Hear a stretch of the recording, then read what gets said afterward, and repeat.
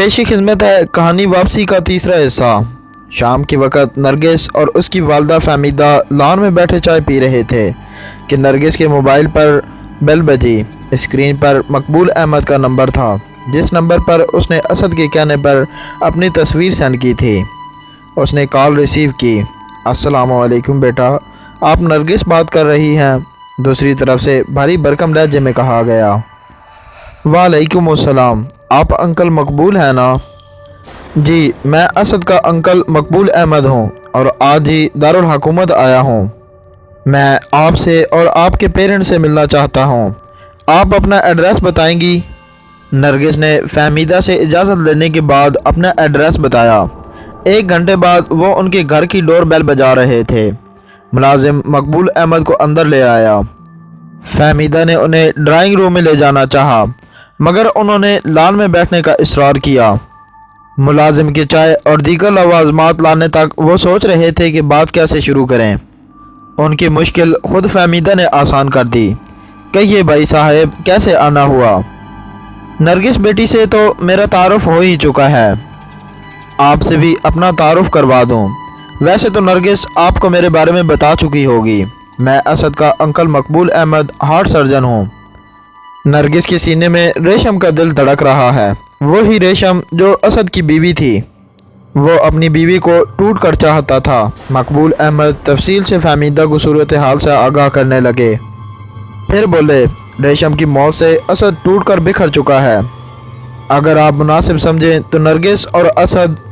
मकबूल अहमद ने अपनी बात अधूरी छोड़ दी और जवाब तलब नजर निगाहों से फहमीदा की तरफ देखने लगे।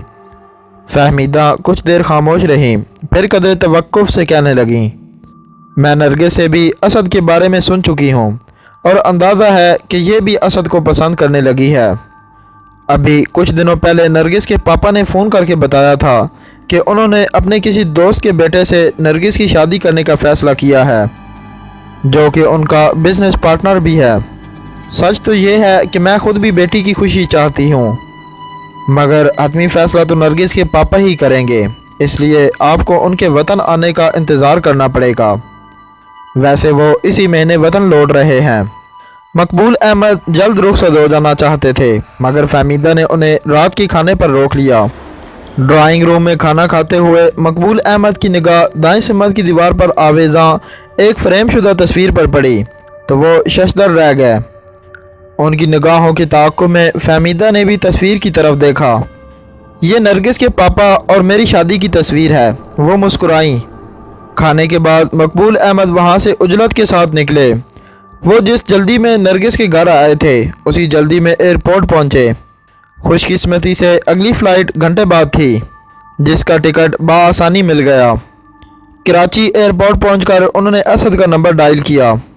कई बार डायल करने के बावजूद जब असद ने कॉल रिसीव ना की, फिर उन्होंने जमील का नंबर डायल किया। उसका नंबर बिजी जा रहा था। उन्होंने घड़ी की तरफ देखा। रात के 11 बज रहे थे। अब उनका इरादा ज़ाहिर शाह की तरफ जाने का था। बात इतनी अहम थी कि वो सुबह तक का इंतज़ार नहीं कर सकते थे, और फिर ज़ाहिर शाह की मामूलात से बाखबर थे कि ज़ाहिर शाह रात देर से सोने का आदी है। कैब के ज़रिए वो ज़ाहिर शाह के घर पहुँचे। मुलाजिम उन्हें ड्राइंग रूम में बिठाकर खुद ज़ाहिर शाह को इतला देने चला गया। कुछ देर बाद ज़ाहिर शाह ड्राइंग रूम में दाखिल हुआ और पुरतपाक अंदाज में उनके साथ हाथ मिलाकर खुशगवार लहजे में मुखातिब हुआ। तबीयत कैसी है मकबूल साहब? खैरियत तो है। आज आप खिलाफ तवक्को रात के इस पैर तशरीफ़ लाए। मकबूल अहमद ने ज़ाहिर शाह को इस्तराइया निगाहों से घूरा। मेरी तबीयत तो ठीक है, मगर लगता है तुम्हारी तबीयत के साथ गड़बड़ होने वाली है। क्या मतलब? ज़ाहिर शाह ने इस्तेजाब अंगेज़ हैरत से पूछा। ज़ाहिर शाह, उस रोज़ जब तुमने रेशम का दिल किसी लड़की को अतिया करने को कहा तो मुझे तुम पर रश्क आने लगा। मैं तुम्हें अजीम इंसान समझने लगा कि तुम कितने बुलंद किरदार के मालिक हो, मगर हकीकत जानकर अफसोस होने के साथ साथ शक भी होने लगा कि तुम रेशम के कातिल हो। ज़ाहिर शाह, मैं असद का रिश्ता लेकर नरगिस के घर गया। तब मुझे पता चला कि नरगिस तुम्हारी ही बेटी है। तुमने उन लोगों से क्या रखा है कि तुम बिजनेस के सिलसिले में मुल्क से बाहर हो। क्यों? तुमने क्यों नरगिस से अपना रिश्ता छुपाया? सच क्या है, मुझे बताओ। वरना मुझे पुलिस के पास जाना पड़ेगा। पुलिस को सिर्फ इशारा देने की ज़रूरत है, हकीकत वो खुद जान लेंगे। मुझे तो तुम पर शक है। ज़ाहिर शाह ने सोफे पर पहलू बदला और दोस्ताना अंदाज में उनके शाने पर हाथ रखा। मकबूल अहमद, गड़े मुर्दे उखाड़ने की क्या ज़रूरत है? जो हुआ सो हुआ, और फिर अब हमारे दोस्ताना ताल्लुकात हैं। मेरा करोड़ों का बिजनेस है, तुम्हें अपना बिजनेस पार्टनर बना सकता हूँ। मकबूल अहमद ने उसका हाथ शाने से झटका और सोफे से उठ खड़े हुए। ज़ाहिर शाह, दौलत ही इंसान का सब कुछ नहीं होती। माल और दौलत सब यहीं रह जाता है। जब इंसान दुनिया से जाता है तो उसके साथ उसके अमाल होते हैं। मकबूल अहमद ज़ैर आलूद लहजे में कहते हुए सोफे से उठे और दरवाजे की तरफ बढ़े। अभी वो ड्राइंग रूम से निकलकर चंद कदम ही बढ़े थे कि अकब में किसी के कदमों की चाप सुनाई दी। मुड़कर देखा तो अकब में मौजूद शख्स पर नज़र पड़ते ही वो जहाँ के थे वहीं खड़े रह गए। असद दारुल हुकूमत पहुँचने के साथ सबसे पहले उस कब्रिस्तान गया जहाँ रेशम को सपुर्दे खाक किया गया था। वो अंधेरा फैलने तक वहीं उसकी कब्र पर गुमसुम बैठा रहा और उसकी आंखों से आंसू बहते रहे। फिर वो वापस उसी होटल लौट गया जहाँ उसने कमरा ले रखा था। वहाँ भी वो सोया नहीं, जागता रहा और सिगरेट पीता रहा और निस्फ शब के करीब बैठे बैठे ही सो गया। आंख खुली तो दिन निकल चुका था।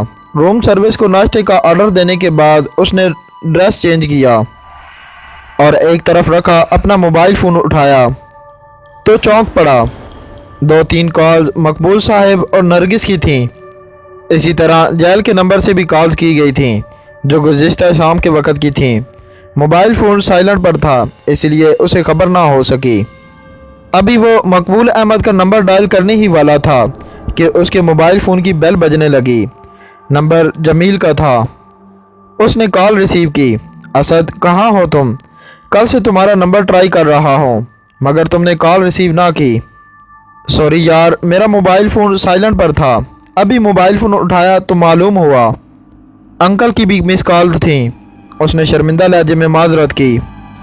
असद, डैडी अब इस दुनिया में नहीं रहे, जमील ने रोंदे हुए लहजे में कहा तो असद को अपनी निगाहों के सामने ज़मीन और आसमान घूमते हुए महसूस हुए। मकबूल अहमद ने उसे उस वक़्त सहारा दिया था जब वो बिल्कुल अकेला हो चुका था। वो ना सिर्फ उसके चचा थे बल्कि मेहरबान बाप भी थे।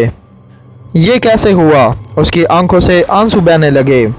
जमील ने दिल गिरफ्ता लहजे में बताया, शहर के एक सुनसान इलाके में उनकी लाश मिली है। किसी ने बड़ी बेरहमी से उनके सीने में ऐन दिल के मकाम पर खंजर घोंपा है, मगर उनकी तो किसी से दुश्मनी नहीं थी। असद ने हैरत से कहा और कुछ देर की गुफ्तगू के बाद राब्ता मुनक़ता कर दिया। वो उसी रोज़ की फ़्लाइट से कराची पहुंच गया। आहों और सिसकियों में मकबूल अहमद को सपुर्दे खाक कर दिया। तदफीन के बाद वो चंद रोज़ सोगवार रहे। असद का तो किसी से बात करने को जी नहीं चाहता था। इन चंद दिनों में मुतअद्दिद बार नरगिस की कॉल आई मगर असद ने कॉल रिसीव नहीं की। एक रोज़ जब वो और जमील घर के लॉन में बैठे चाय पी रहे थे, असद चाय पीने के साथ साथ अखबार का मुताला भी कर रहा था कि उसके मोबाइल फ़ोन की बेल बजी। स्क्रीन पर नरगिस का नंबर देखकर उसने कॉल रिसीव की। अस्सलामु अलैकुम, कहाँ हैं आप असद साहब? कहीं हमसे कोई ख़ता तो नहीं हो गई जो आप कॉल रिसीव नहीं कर रहे? नरगिस कदरे शौक़ लहजे में उससे शिकवा को ना हुई। सॉरी नरगिस, अंकल की अचानक मौत से हम पर क़यामत टूट पड़ी थी। किसी संगदिल इंसान ने बड़ी बेरहमी से उनके सीने में खंजर घोंप कर लाश एक सुनसान मकाम पर फेंक दी थी। असद ने उसे तफसील से आगाह किया। इधर करीब बैठा जमील नरगिस का नाम सुनकर मुस्कुराया तो असद झिमक गया। दूसरी तरफ से नरगिस ने अफसोस का इजहार करते हुए कहा, ओह वेरी सैड, मगर हफ्ते वाले रोज़ शाम के करीब अंकल हमारे घर आए थे। उन्होंने मम्मा से मेरे और तुम्हारे रिश्ते की बात की थी। नरगिस ने कदरे झिझकते हुए शर्मा कर कहा तो वो चौंक पड़ा। इधर वो कह रही थी।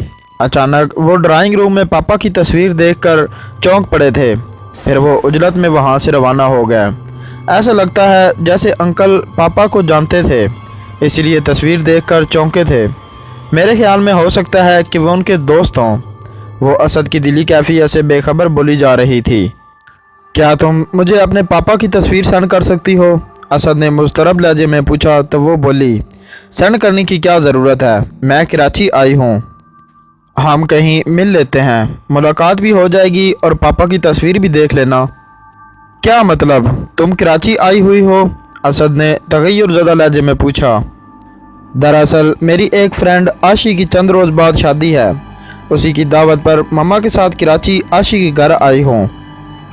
नरगिस ने उसे एक पोश इलाके का एड्रेस बताया था। तुम वहाँ मुझसे फ़लाँ रेस्टोरेंट में मिलो, तुम पापा की तस्वीर भी देख लेना और हम मिल भी लेंगे, प्लीज़ इनकार मत करना। ओके कहते हुए उसने राब्ता मुनक़ता कर दिया। नरगिस क्या कह रही थी, कहीं फिर तो तुम्हारी कोई लव स्टोरी शुरू हो रही? जमील ने महनी खेज लहजे में कहा। तो असद ने उसे नरगिस से होने वाली गुफ्तगू से आगाह किया। हो सकता है उनके पापा डैडी के दोस्त या कोई पुराने शनासा हों। बहरहाल तुम नरगिस से मिल लो, इसमें हर्ज ही क्या है? जमील ने उसके हाथ से अखबार लेते हुए कहा और अखबार के मुताले में मसरूफ़ हो गया। कुछ देर बाद असद ने नरगिस को कॉल की कि वो रेस्टोरेंट पहुंच रहा है और बाइक पर वहां से रवाना हो गया और कुछ ही देर बाद उसके बताए हुए रेस्टोरेंट में पहुंच गया। वो अभी तक वहां नहीं पहुंची थी। उसने वेटर से कॉफ़ी मंगवाई। कॉफ़ी पीते हुए उसकी निगाह गैर इरादी तौर पर रेस्टोरेंट के दरवाजे की तरफ उठी, जहां से एक नौजवान जोड़ा अंदर दाखिल हो रहा था। नौजवान जोड़े के अकब में आते तूफ़ान खान पर निगाह पड़ते ही वो उछलकर अपनी जगह से खड़ा हो गया। तूफ़ान खान भी उसे देख चुका था। वो बौखला कर मुड़ा और तेज़ी से दरवाजे से बाहर निकल गया। असद ने उसके पीछे दौड़ लगा दी। वेटर ने बिल के लिए सदा बुलंद की, मगर असद को उस वक़्त बिल देने का होश कहाँ था। तूफ़ान खान रेशम का कातिल था। वो उसे कैफरे किरदार तक पहुँचाना चाहता था। दीवानगी के आलम में उसने राह में आने वाले वेटर को ज़ोरदार धक्का दिया और टेबल फलांग कर दरवाजे से बाहर निकल गया। तूफ़ान खान फुटपाथ पर भाग रहा था। फुटपाथ पर ख्वांचों और लोगों के हजूम की वजह से अच्छी खासी भीड़ थी। असद ख्वांचों को उलटता, लोगों को धकेलता हुआ तूफ़ान खान के करीब पहुंचता जा रहा था। उसे अपने ताक़ुब में आते देखकर तूफ़ान खान ने दौड़ते हुए रुख बदला और फुटपाथ से उतरकर ज़िगज़ैग के से अंदाज में दौड़ते हुए सड़क पार करके दूसरी तरफ फुटपाथ पर पहुंच गया। असद ने भी उसके पीछे दौड़ते हुए सड़क पार करने की कोशिश की। अपनी इस कोशिश में वो 3-4 गाड़ियों से टकराने से बाल बाल बचा। बाज़ गाड़ियों के ड्राइवरों ने उसे गालियां भी बकीं, मगर वो उन सब से बेपरवाह भागकर सड़क पार कर गया। उधर तूफ़ान खान सड़क किनारे खड़ी एक मोटरसाइकिल की तरफ लपका, जिसका सवार मोबाइल फ़ोन पर महव गुफ्तगू होने के साथ साथ फुटपाथ पर से गुजरने वाली लड़कियों को भी ताड़ रहा था। ये नज़रबाजी उसे बड़ी महंगी पड़ी। तूफ़ान खान ने मोटरसाइकिल सवार के चेहरे पर पंच रसीद करते हुए उसे एक तरफ धकेला और उसके फुटपाथ पर गिरते ही मोटरसाइकिल स्टार्ट करके तेज़ रफ्तारी से एक तरफ रवाना हो गया। असद के साथ साथ मोटरसाइकिल सवार भी अपनी मोटरसाइकिल की दुआइयाँ देते हुए सड़क पर भागने लगा। दौड़ते हुए असद की निगाह सड़क किनारे खड़ी पुरानी मोटरसाइकिल पर पड़ी। उसने चश्मे ज़द में अंगिश की तार तोड़ दी और तूफ़ान खान के ताक़ुब में रवाना हो गया। पुरानी होने के बावजूद मोटरसाइकिल की रफ्तार काबिल दीद थी। तूफ़ान खान मुख्तलिफ सड़कों से होता हुआ मज़ाफ़ात में दाखिल हो चुका था। असद मौत की तरह उसके पीछे था।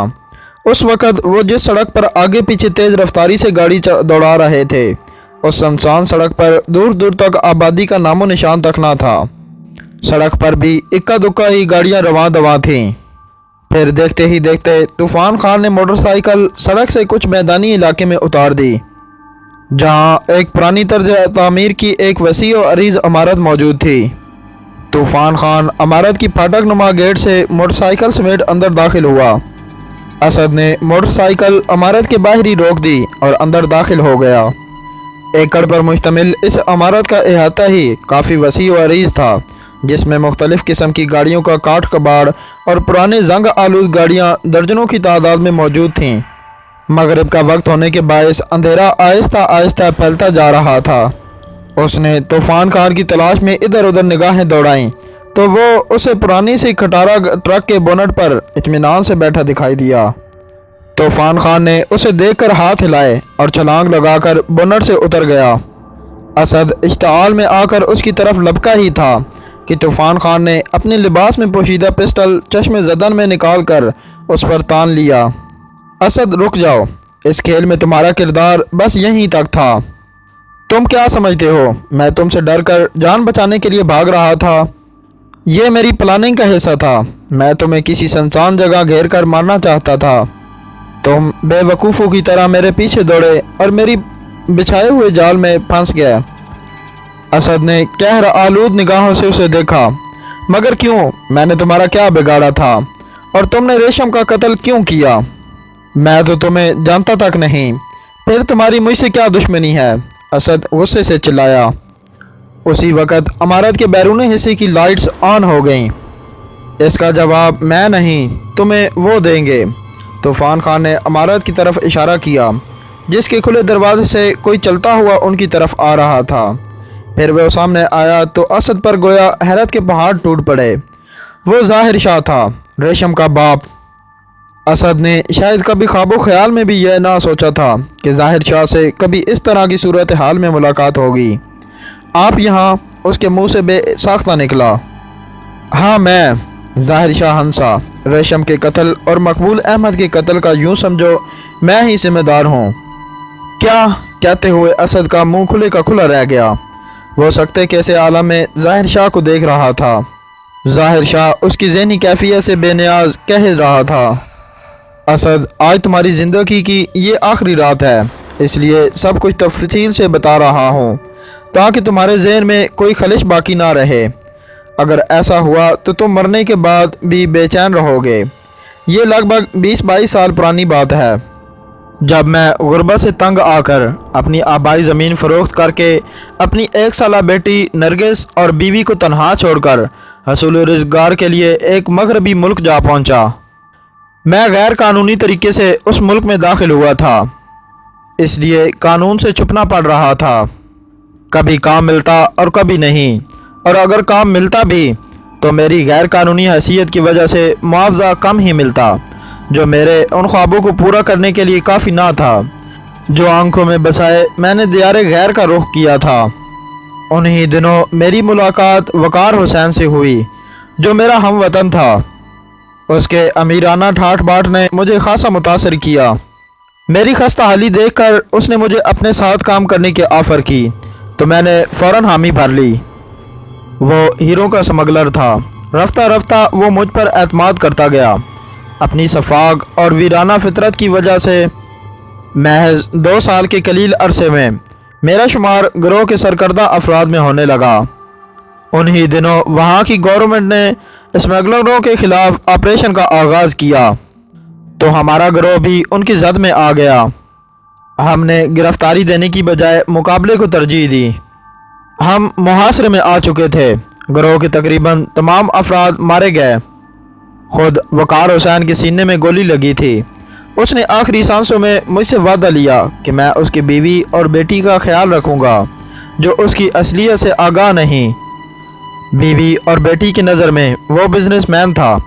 अपनी खुफिया तिजोरियों में मौजूद दौलत और बैंक का अकाउंट की तफसील बताने के बाद वो मर गया और मैं वहाँ से बच निकलने में कामयाब हो गया। मैं उसकी बीवी कंवल और 5 साला बेटी रेशम तक जा पहुँचा और तमाम सूरत हाल कंवल के गोश गुजार करके अपने वतन जाने का प्रोग्राम बनाया। तिजोरियों में मौजूद दौलत तो मेरे हाथ आ चुकी थी, मगर बैंक अकाउंट्स में मौजूद दौलत और प्रॉपर्टी बाकी थी जिस पर मेरी नज़र थी। कंवल कानूनी तौर पर वकार हुसैन की मौत के बाद उस सब की वारिस थी। वो पढ़ी लिखी थी, बाशऊर औरत थी। उसने बैंकों में मौजूद रकम और प्रॉपर्टी की फ़रोख्त से हासिल होने वाली रकम अपने नाम से वतन ट्रांसफ़र कर दी। वतन पहुंचकर उसने पोश इलाके में एक कोठी खरीदी। मैंने चालाकी से कंवल को मोहब्बत के झूठे जाल में फंसाकर शादी कर ली और शादी से अगले साल मैंने उसे गैर महसूस तरीके से स्लो पॉइज़न देता रहा। बिल आखिर वो चल बसी। मैं समझा कि मेरा मकसद पूरा हो चुका है, मगर ये मेरी भूल थी। वो शातिर औरत मरने से पहले وصیت میں اپنی تمام پراپرٹی اور بینک اکاؤنٹ میں موجود دولت ریشم کے نام کر چکی تھی، جو ریشم کے بالغ ہو کر شادی کرنے کے بعد ہی ریشم کو ملنی تھی۔